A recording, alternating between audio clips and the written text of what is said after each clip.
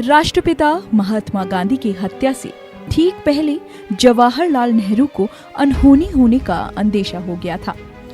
30 जनवरी 1948 को बापू की हत्या से ठीक पहले नेहरू ने 5 पत्र लिखे, जिनसे जाहिर होता है कि वो देश में हिंदू महासभा और आरएसएस की बढ़ती गतिविधियों से बेचैन थे। उन्हें आभास हो गया था कि देश में हालात कुछ ठीक नहीं हैं। 22 नवंबर 1947 को देश के पहले प्रधानमंत्री जवाहरलाल नेहरू ने सभी मुख्यमंत्रियों को पत्र लिखा। इसमें उन्होंने कहा, हमारे सामने बाहरी खतरा उतना बड़ा नहीं है जितना कि भीतरी खतरा है। प्रतिक्रियावादी ताकतें और सांप्रदायिक संगठन आजाद भारत का ताना बाना ध्वस्त करने की कोशिश कर रहे हैं। वो इस बात को नहीं समझते कि अगर तबाही शुरू हुई तो वो खुद भी नहीं बचेंगे। इसीलिए हमें इन ताकतों से सख्ती से निपटना होगा। इसके ठीक 2 हफ्ते बाद 7 दिसंबर 1947 को नेहरू ने मुख्यमंत्रियों को लिखा, मुझे इस तरह की सूचनाएं मिली हैं कि कुछ प्रांतों में आरएसएस ने बड़े प्रदर्शन किए हैं।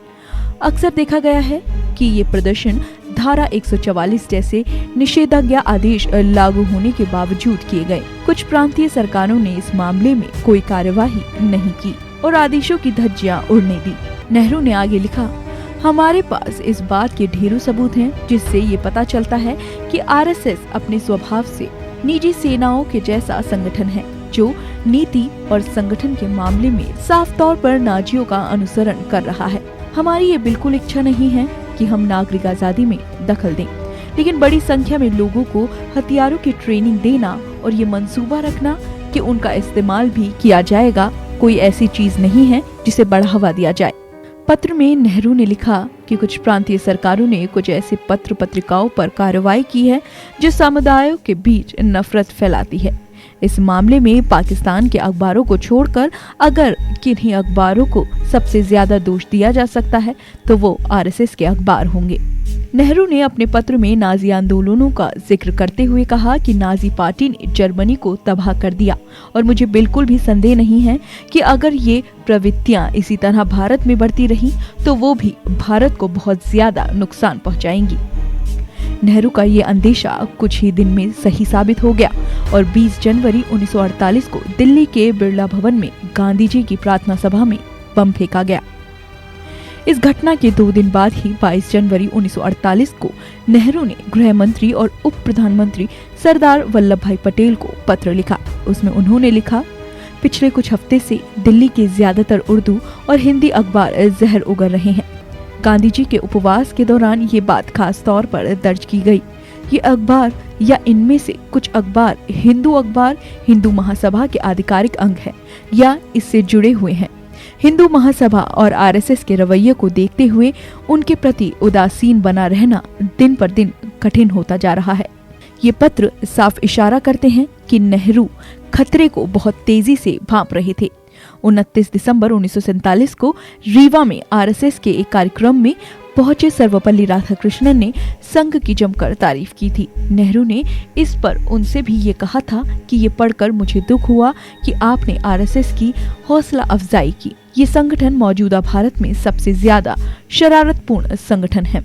महात्मा गांधी की हत्या से ठीक 3 दिन पहले 27 जनवरी 1948 को नेहरू ने इंटेलिजेंस ब्यूरो के पहले डायरेक्टर टीजी संजीव पिल्लई को पत्र लिखा। इसमें उन्होंने कहा कि दिल्ली और अन्य प्रांतों से विभिन्न स्रोतों से जो खबरें मेरे पास पहुंची हैं, उनसे पता चलता है कि हिंदू महासभा लगातार आक्रामक और उत्तेजक गतिविधियों में शामिल हो रही है। नेहरू ने संजीवी से पूछा कि अगर आपको इन सब के बारे में पता है तो आप क्या कार्रवाई कर रहे हैं। राष्ट्रपिता की हत्या से ठीक 2 दिन पहले 28 जनवरी 1948 को नेहरू ने पटेल को लिखे खत में लिखा कि संयुक्त प्रांत सरकार के मंत्री लाल बहादुर शास्त्री ने मुझे बताया कि आरएसएस के लोगों को भरतपुर में हथियारों की ट्रेनिंग दी जा रही है।